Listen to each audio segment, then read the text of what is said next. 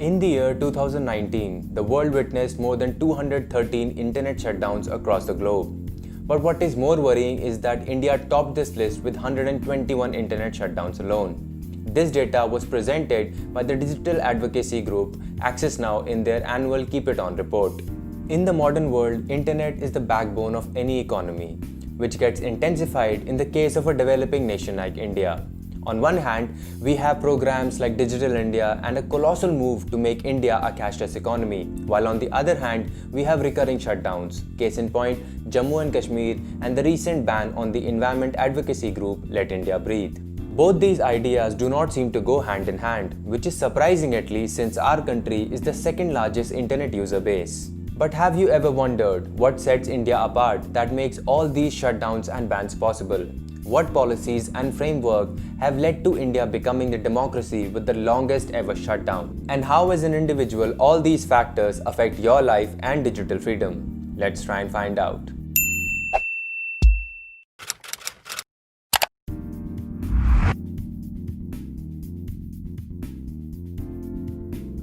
Now one may ask, how does it all start? Like many other obscure laws, even this dates back to the British era in India, even though there wasn't even the faintest idea of a globally connected world like today.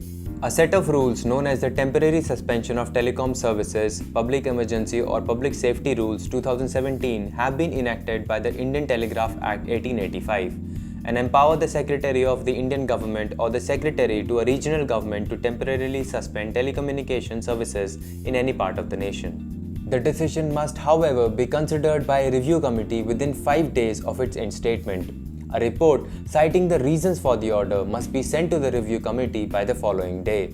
The committee is to comprise secretaries from the Cabinet, Telecom and Legal Affairs of the central government and a chief secretary along with 2 fellow secretaries from the concerned state government. Further, the rules require the appointment of officers by the Telegraph Authority and the service providers in the concerned region to handle the formalities of the order. Internet censorship, on the other hand, is of 2 kinds. Temporary blocking of website or temporary complete shutdown. Web censorship is enacted by Section 69A of the Information Technology Act and in particular allows blocking public access of any information through any computer resource. The center or any officer granted authorization by it has the power to block web sources if it poses a threat to the sovereignty and integrity of India or any of our foreign relations, or has caused incitement or public disorder. A written order with reasons for the order must be produced, and further guidelines may be prescribed as needed. In 2018 alone, the center blocked over 2,000 websites, which was almost double the amount from the previous year. In contrast, a shutdown means temporarily cutting off complete access to the internet for a specific region of the country.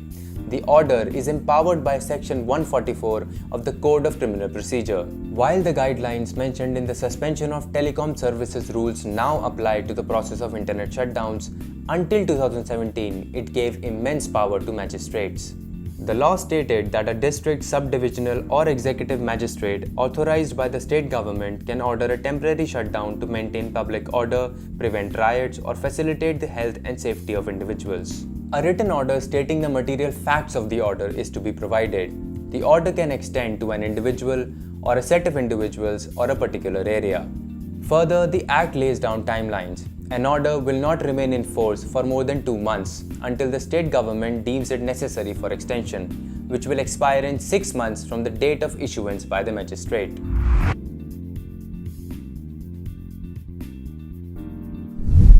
However, despite a new set of rules being laid out by the 2017 order, there seems to be loopholes in the legislation, especially in the vague definitions of terms such as public safety and emergency. This has led to a rise in the number of blocked websites and internet shutdowns in the past few years.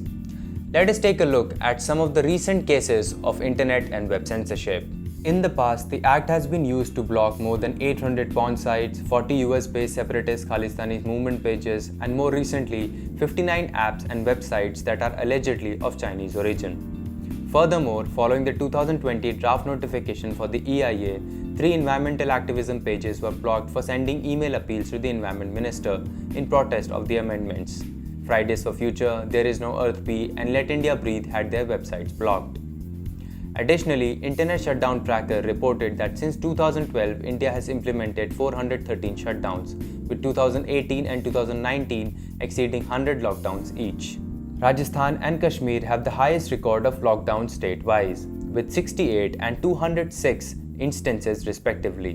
Before Kashmir's nearly year-long shutdown, there were many instances in an attempt to quash the voices of protest and activism.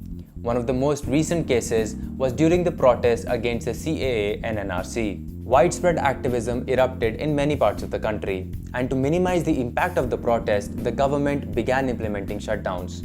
The move was clearly aimed at limiting information being shared. In the wake of the protest, Delhi, Uttar Pradesh, Rajasthan and West Bengal had internet shutdowns imposed for varying timelines. It is no coincidence that the shutdowns are in conjunction with important protests in parts of the country. But what about the right to speech and protest? We are a democracy after all.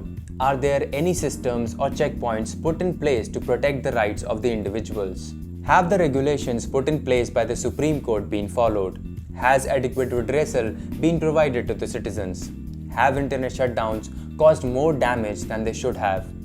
Let us look at some of the factors that may aid the answer to these questions. Right to information provides citizens with the power to request information from an official authority on any matter excluding those that come under the realm of national security. RTIs have been used by organizations such as Software Freedom Law Center to inquire about the validity of internet shutdowns and web censorship. SFLC sent an RTI request with reference to the URLs and websites being blocked from public access, for which it received a reply stating that the government had blocked a total of 14,221 websites between 2010 and 2018. Copies of the blocking orders were not provided under the guise of a provision in the RTI Act Section 8(1), which allows the government to withhold information under certain clauses such as national security and integrity. On the trend of refusing information, an RTI was filed by Venkatesh Nayak asking for a photocopy of the orders or the guidelines for the suspension of telecom services in Jammu and Kashmir. His appeal was met with a reply which said that they did not have any information with regards to his RTI. In 2018, the Internet Freedom Foundation filed an RTI application with concerns on policy and legal reforms on internet censorship. When they received a reply, it was an evasive and vaguely worded response that cited the security of India repeatedly and the issuance of the suspension of telecom services rules as an adequate remedy for reform. The judicial courts of India, which also stand to provide legal recourse, have been responding with equal vagueness. SFLC filed a petition to the Delhi High Court challenging the internet ban in Delhi as a retaliation to CAA protests.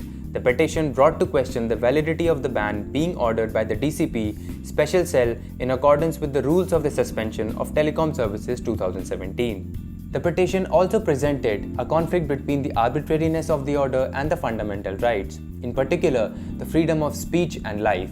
The Delhi High Court refused any recourse in lieu of the temporary nature of the suspensions.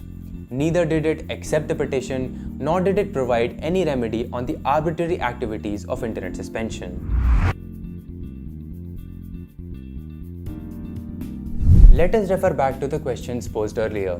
The regulations stated by the Supreme Court and the concerned laws have not been followed, especially in the absence of written orders citing reasons for such shutdowns. On paper, individuals can seek redressal through RTIs and petitions, but the responses to these appeals have been far from satisfactory. In Kashmir, the ban has hampered online classes during the pandemic and access to information on COVID-19. The suspensions have also been used against protests, as seen after the announcement of CAA and NRC. And aside from the humanitarian violations, the shutdowns have cost India $3 billion between the year 2012 and 2017. In the age of digitizing India, it goes against the democratic fervor of the movement to impose such censorships with no regard for redressal or even proper guidelines. While the very validity of this form of censorship needs to be considered, the government has failed at even maintaining adequate remedies for its misuse. The regulations need to be revised to offer stricter guidelines, for which a narrow timeline needs to be introduced to avoid situations such as that of Kashmir's. And replies to petitions and RTIs need to rely less on vagueness and the national security of India and more on the rights of its individuals. What do you think about the laws related to web censorship in India? And how have these laws affected states like Jammu and Kashmir? And what can be done to improve those situations? Let us know your thoughts in the comment box down below. You can follow us on our social media handles and our website for more such stories. Stay safe, see you next time.